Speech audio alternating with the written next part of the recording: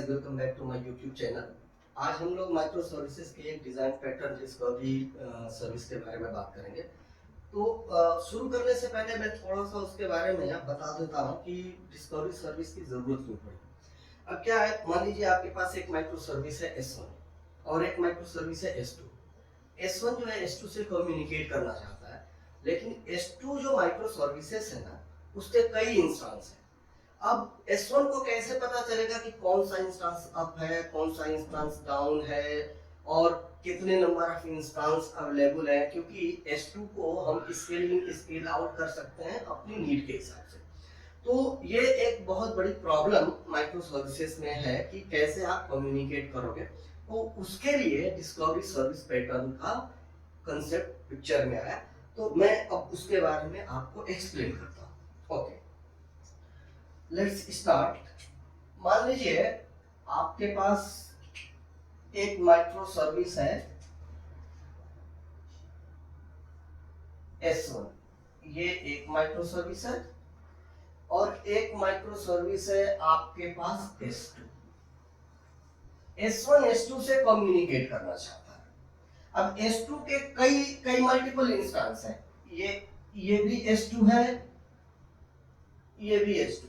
तो अभी मैं एग्जांपल के लिए 3 इंस्टेंस लेके चल रहा हूं, बट रियल सिनेरियो में ये 3 क्या 300 भी हो सकते हैं, 30 भी हो सकते हैं, अकॉर्डिंग टू द नीड कि आप इस S2 को कितने इंस्टेंस पे डिप्लॉय कर रहे हैं आपकी जरूरत के हिसाब से।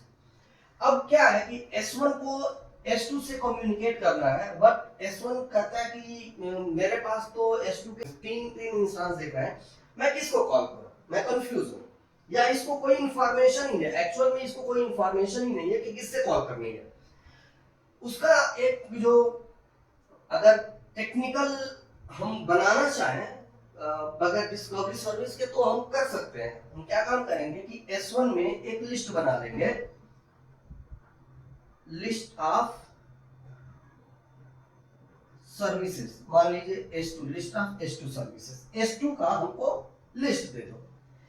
यहां पे हमने ये लिस्ट क्रिएट करा ना, और ये S2 मान लीजिए इसका आईपी एड्रेस है 192.168.1.2, इसका आईपी एड्रेस है 192.168.1.4 और इसका है 192.168.1.4.6। ओके, ये 3 इंस्टेंस हैं और 3 डिफरेंट मशीन पे ये S2 डिप्लॉय है। मैं क्या काम करूंगा कि S1 में मैं इन तीनों की लिस्ट डाल दूंगा। यहाँ पे डाल दूंगा 192.168.1.2 और 192.168.1.4, 192.168.1.6। ये मैंने यहाँ पे लिस्ट प्रिपेयर कर दी। अब मुझको जब भी S1 से S2 को कम्युनिकेट करना होगा, सबसे पहले मैं अपनी लिस्ट को इटरेट करूंगा, इसमें से एक पहले एलिमेंट को उठाऊंगा और लुकअप कर दूंगा। मान लीजिए ये पहला मेरे को ये 2 वाला मिला, ये वाला मैंने जाके ये कम्युनिकेशन एस्टेब्लिश करी।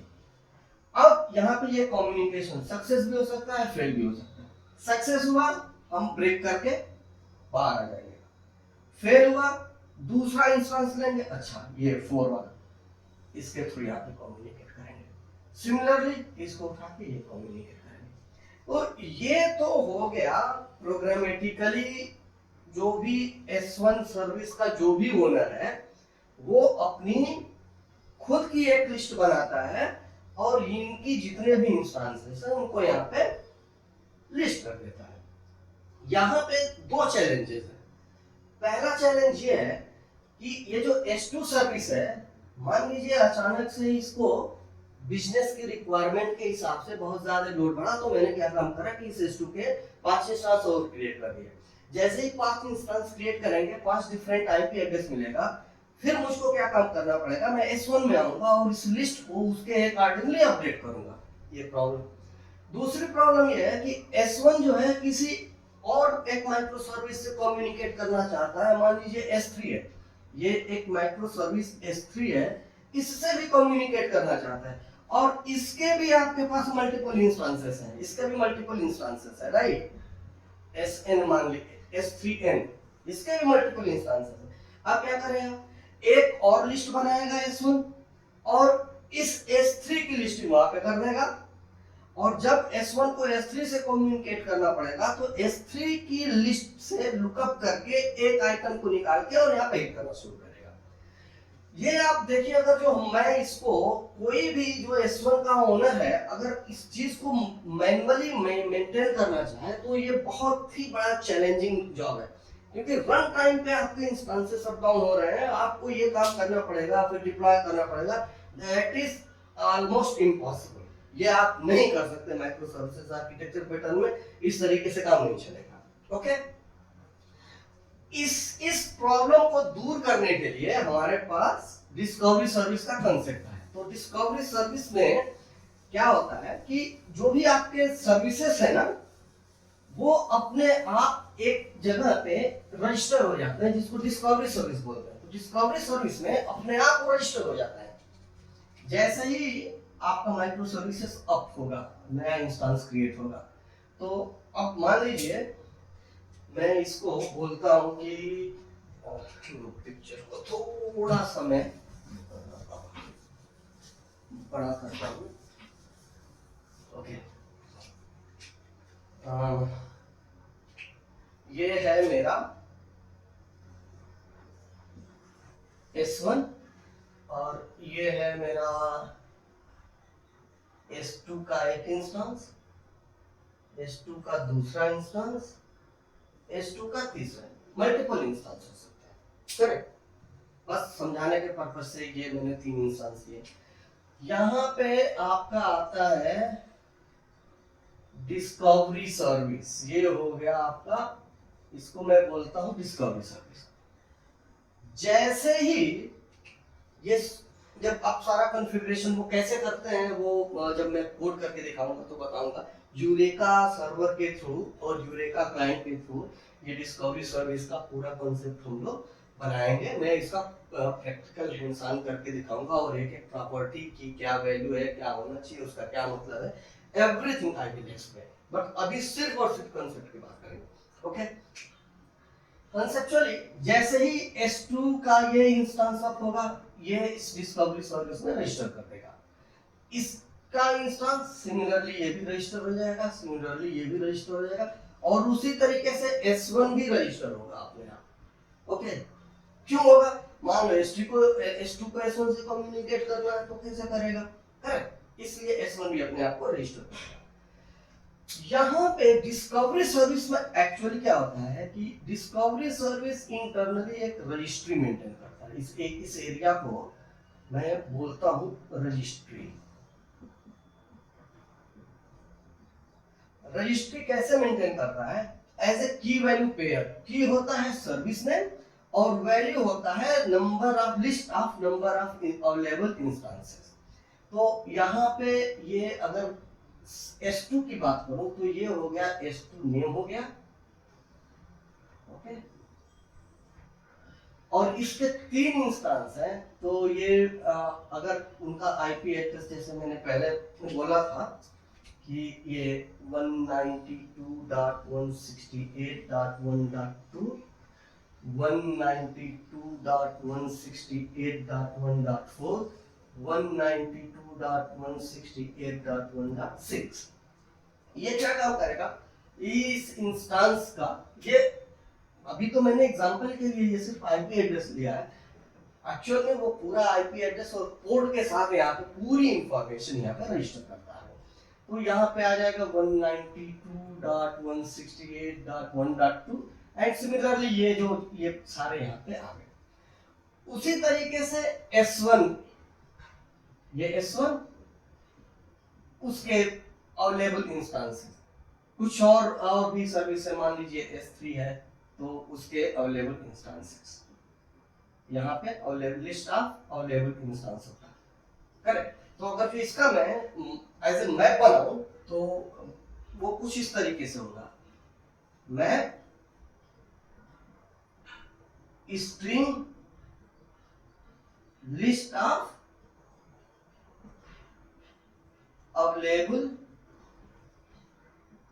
इंस्टेंस, ये उस मैप का सिग्नेचर ये होगा। करेक्ट, जो जो यहाँ पे बनी है।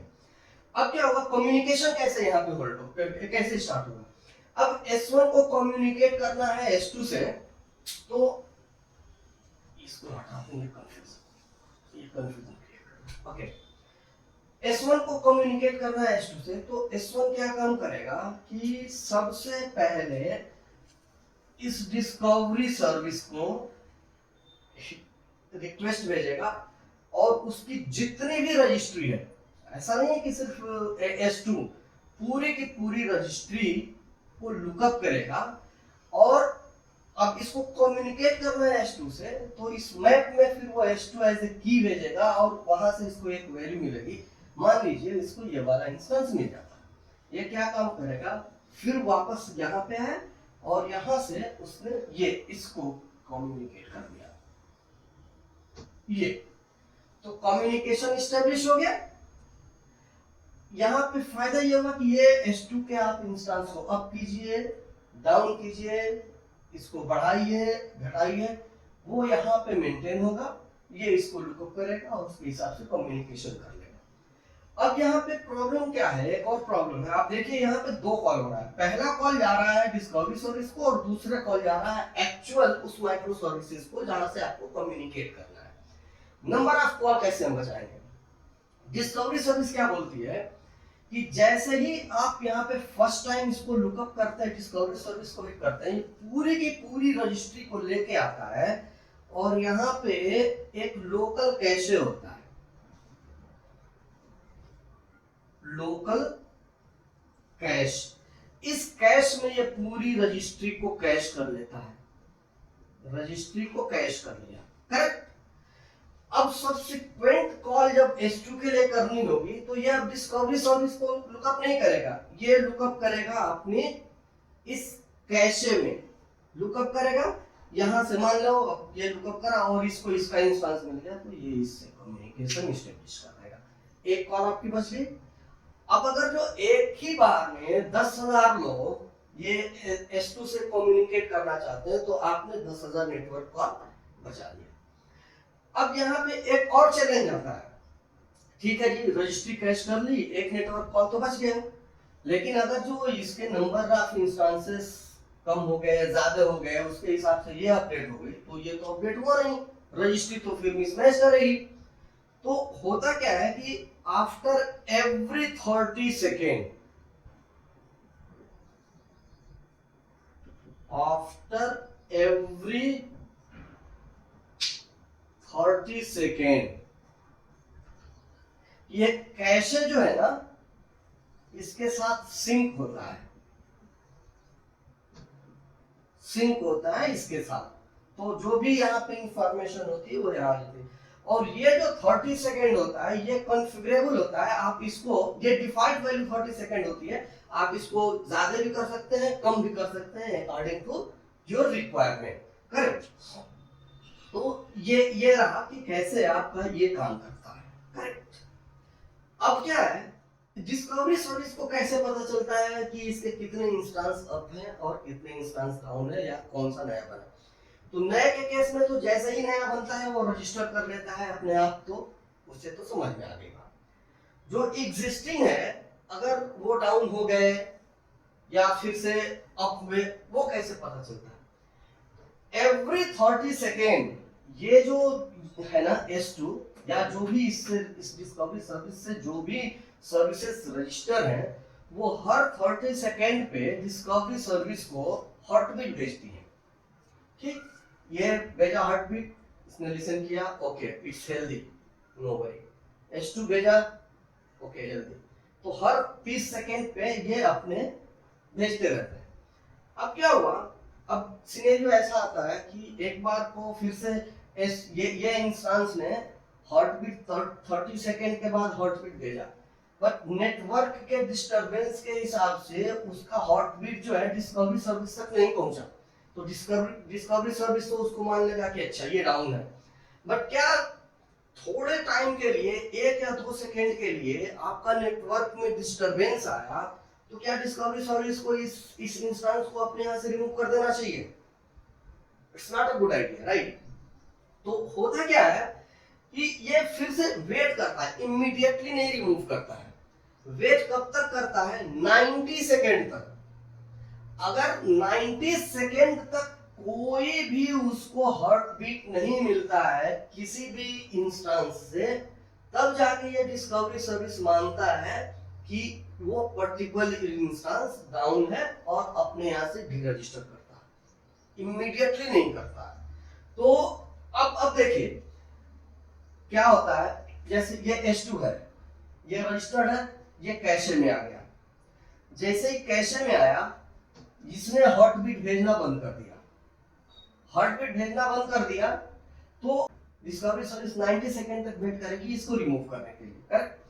यहाँ पे क्या था कि ये रजिस्ट्री कैसे आ गई, यहाँ पे इसका इंस्टेंस यहाँ पे अवेलेबल है, ठीक। फिर 30 सेकेंड के बाद ये गया सिंक किया, इसके पास अवेलेबल है। फिर 30 सेकेंड के बाद गया सिंक किया, इसके पास अवेलेबल है। फिर 30 सेकेंड के बाद गया सिंक किया, इसके बाद अवेलेबल है। क्योंकि ये 90 सेकेंड और इसका 30 सेकेंड, तो कैशे को 120 सेकेंड के बाद पता चलेगा कि ये S2 डाउन है। एक्चुअली इसको 120 सेकेंड के बाद पता चलेगा कि ये डाउन है। तो ये पूरा का पूरा हाई लेवल पे डिस्कवरी सर्विस की थ्योरी रही, कॉन्सेप्ट का। अब इसका पूरा का पूरा डिटेल, राइट, मैं जब कोड करूंगा तो उसमें बताऊंगा। अब क्या होता है कि ये अपने आप को कैसे रजिस्टर कर लेता है। तो यूरेका में कुछ प्रॉपर्टी होती है ना, जैसे fetch registry and register itself, कि आपको रजिस्टर करना है, वो सारी प्रॉपर्टीज मैं बताऊंगा जब मैं इसका इंप्लीमेंट करूंगा। तो नेक्स्ट सेक्शन में जो मेरा होगा वो इसका कोडिंग कैसे डिस्कवरी सर्विस बनाते हैं मैं वो दिखाऊंगा। पहले तो छोटे छोटे माइक्रो सर्विस बनाऊंगा, फिर डिस्कवरी सर्विस बनाऊंगा, फिर दिखाऊंगा कि वो किस तरीके से वो अपने आप को रजिस्टर करते हैं और फिर एक दूसरे से कैसे कम्युनिकेशन होता है। तो नेक्स्ट वीडियो में आपको इसका आंसर करके दिखाऊंगा। Thank you guys, thank you very much.